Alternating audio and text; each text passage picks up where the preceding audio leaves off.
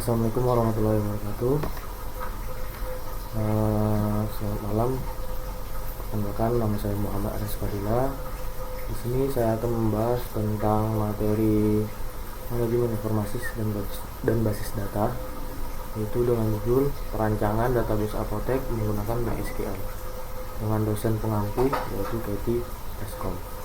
Dengan saya sendiri membawa presentasi yaitu Muhammad Aris Fadila dengan NPM 211-005-20-10-80. Oke, kita lanjut ke materi berikutnya. Oke, yang pertama ini saya akan membahas tentang perancangan database apotek menggunakan MySQL. Database apotek adalah database yang digunakan untuk aktivitas operasional sebuah apotek yang nantinya digunakan untuk menampung semua transaksi baik penjualan ataupun pembelian hingga menghasilkan sebuah laporan yang sesuai dengan kebutuhan database ini yang nantinya digunakan untuk perkembangan program aplikasi apotek. Nah, perancangan adalah penggambaran, perencanaan, dan pembuatan sketsa atau pengaturan dari beberapa elemen yang terpisah ke dalam satu kesatuan yang utuh dan berfungsi agar perancangan sistem dapat dirancang dalam bentuk bagan aliran sistem atau sistem flowchart yang merupakan alat bentuk grafik yang dapat digunakan untuk menunjukkan urutan-urutan proses dari sebuah sistem.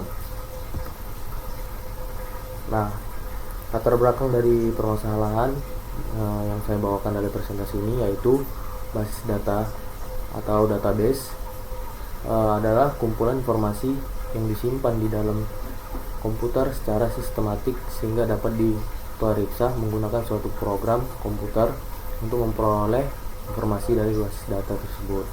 Database digunakan untuk menyimpan informasi atau data yang terintegrasi dengan baik di dalam komputer.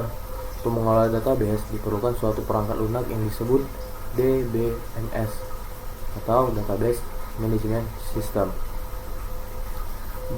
DBMS merupakan suatu sistem perangkat lunak yang menggunakan user atau pengguna untuk membuat, memelihara, mengontrol, dan mengakses database secara praktis dan efisien. Itu penggunaan atau pengertian dari database. Nah, database MySQL sendiri yaitu sistem manajemen database SQL yang bersifat open source dan paling populer saat ini. Sistem database MySQL mendukung beberapa fitur seperti multi-threaded, multi-user, dan SQL Database Management System atau yang kita sebut tadi DBMS. Database ini dibuat untuk keperluan sistem database yang cepat, handal, dan mudah digunakan.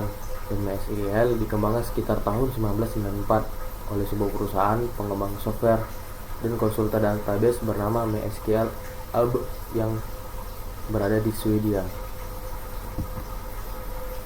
Selanjutnya ada sistem informasi. Apa sih itu sistem? Sistem adalah suatu kesatuan yang terdiri atas komponen atau elemen yang dihubungkan bersama untuk memudahkan aliran informasi, materi, dan energi untuk mencapai suatu tujuan. Istilah ini sering digunakan untuk menggambarkan suatu set entitas yang berinteraksi, di mana suatu model matematika seringkali dibuat. Nah, informasi itu sendiri merupakan hasil pengolahan data sehingga menjadi bentuk yang penting bagi penerimanya dan mempunyai kegunaan sebagai dasar dalam pengambilan keputusan yang dapat dirasakan akibat secara langsung saat itu juga atau secara tidak langsung pada saat mendatang.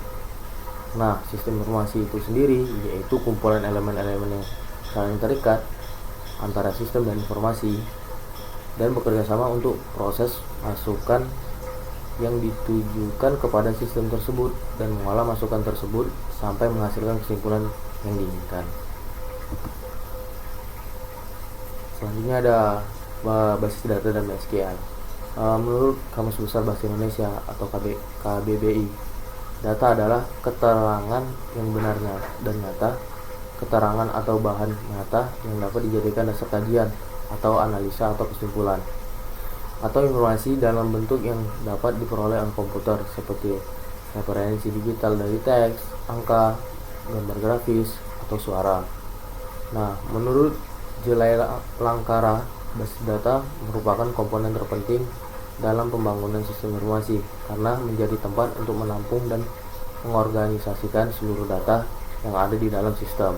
Sedangkan MySQL adalah sebuah DBMS atau Database Management System menggunakan perintah SQL, yaitu Structured Query Language, yang banyak digunakan saat ini dalam pembuatan aplikasi berbasis website. MySQL dibagi menjadi dua lisensi. Yang pertama adalah free software, di mana perangkat lunak dapat diakses oleh siapa saja, dan yang kedua adalah shareware, di mana perangkat lunak memiliki batasan dalam penggunaannya. Selanjutnya yaitu ada tinjauan pustaka. Nah, di tinjauan pustaka sini saya akan membahas tentang XAMPP, yang merupakan tool yang menyediakan paket perangkat lunak ke dalam satu buah paket. Dengan menginstal XAMPP, maka tidak perlu lagi melakukan instalasi dan konfigurasi web server Apex, PHP, dan MySQL secara manual. XAMPP akan menginstal dan mengkonfigurasikan secara otomatis. Ini mempermudah penggunaannya untuk mengakses website yang lainnya. Selanjutnya, menurut Nugroho, PHP adalah sebuah bahasa pemrograman yang berbentuk scripting, atau sistem kerja ini adalah interpreter, bukan sebagai compiler. Dan PHP MyAdmin adalah sebuah program yang berbasis web yang dibuat menggunakan aplikasi PHP. Nah, jadi mereka ini satu kesatuan yang saling terhubung. Itu XAMPP merupakan tool yang menyediakan paket perangkat lunak ke dalam satu buah paket, yang dimana diinstal XAMPP, maka kita tidak perlu lagi instalasi atau konfigurasi web server Apex, PHP, dan MySQL secara manual gitu. Jadi bisa secara otomatis melalui XAMPP.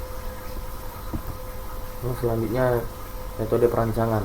Nah, pada materi manajemen basis data, penulis mengumpulkan data melalui paradigma di lokasi tempat pengambilan data, di mana penulis melakukan metode perancangan dengan materi yang penulis praktekkan dalam laboratorium hardware yang berada di Universitas Mesina, yang dimana kegiatan yang pertama itu teori dan praktek basis data yang dilakukan pada tanggal 23 September 2022, dan yang kedua ada retrieve data yang dilakukan pada tanggal 12 Oktober 2022.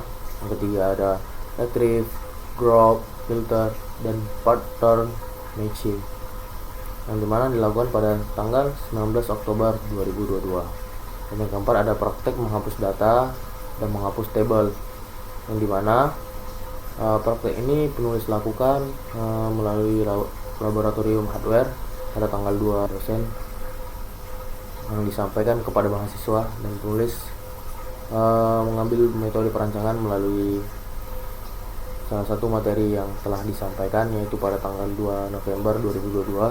Dan yang keenam ada pembahasan tentang select statement dan sub query, yang dimana di sini kita mempraktikkan tentang select statement dan bermacam query-query yang ada di MySQL yang dilakukan pada tanggal 9 November 2022. Yang ketujuh ada teori pembahasan tentang membuat stored routinization, yang dimana dilakukan pada tanggal 19 November 2022. Dan yang kedelapan adalah perancangan studi kasus dalam database pada MySQL. Jadi yang ke-8 ini kita merancang sebuah studi kasus, di mana studi kasus ini yang akan dibawakan pada presentasi kali ini, yaitu tentang perancangan database apotek menggunakan MySQL, yang dimana pengambilan data ini diambil pada tanggal 7 Desember 2022. Baik teman-teman, selanjutnya setelah metode perancangan ini saya akan membahas sebuah materi, yang dimana materinya yaitu perancangan tabel produk. Di sini saya akan membahas sedikit tentang database yang saya rancang atau yang saya gunakan, yang akan saya buat menggunakan MySQL, yaitu di sana saya akan merancang dulu sebuah tabel, yaitu sebelum saya membuat database apoteknya. Database apotek ini terdiri dari beberapa tabel, yang dimana di dalamnya terisi tentang perancangan tabel pada produk. Pada tabel di samping ini merupakan tampilan perancangan tabel produk yang akan saya buat dalam sebuah aplikasi MySQL. Yang pertama ini, yang dimana ada tabel di sini. Sini ada ID produk, nama, satuan, harga beli, harga jual. Yang dimana saya membuat tabel ini, terus saya aplikasikan menggunakan MySQL, dan hasilnya seperti ini teman-teman. Seperti ini. Yang dimana ID produknya menggunakan int, ID produknya menggunakan int, harga belinya juga int, harga jualnya juga int, dan satuannya menggunakan tipe penulisan varchar, namanya juga varchar. Dimana nanti hasil dari query yang ada di sini, kita tambahkan query dengan penambahan query table, maka nanti tampilan setelah ditambahin, maka tampilannya seperti ini teman-teman. Oke, selanjutnya juga ada perancangan tabel pelanggan.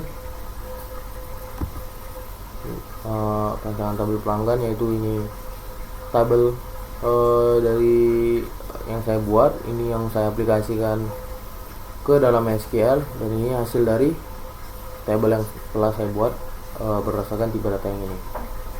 Dan selanjutnya ada perancangan tabel penjualan, yang dimana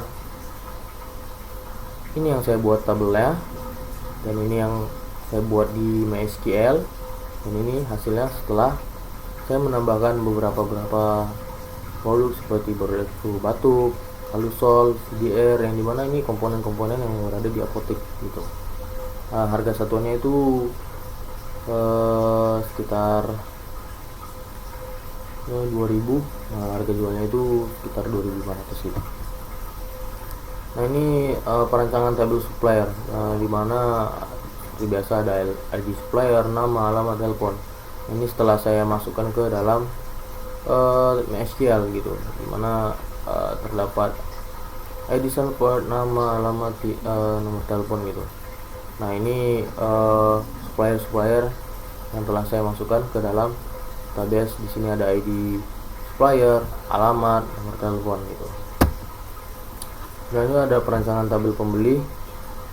Tabel pembeli seperti ini, saya membuat tabelnya dulu, terus saya masukkan ke dalam MySQL, saya sedikit merubahnya, terus kita tambahkan beberapa produk yang telah kita ini kan, yang dimana telah kita melakukan codingan atau query ke dalam SQL, seperti ada ID produk, ID pembeli, ID produk gitu. Ini ID belinya, ini ID produknya, ini nama barang yang kita beli, kuantitinya berapa, harga belinya berapa, dan ID suppliernya berapa gitu. Oke, terima kasih banyak atas perhatiannya untuk teman-teman sekalian. Kurang lebihnya dari presentasi saya mohon maaf. Jika ada salah kata atau penyampaian kata yang kurang jelas dari saya mohon maaf. Dari saya Muhammad Aris Fadila, yang satu mahasiswa Universitas Ibnu Sina, yaitu prodi Teknik Informatika. Mana sini saya sedang membahas tentang manajemen informasi dan basis data. Kurang lebihnya mohon dimaafkan. Saya undur diri. Assalamualaikum warahmatullahi wabarakatuh.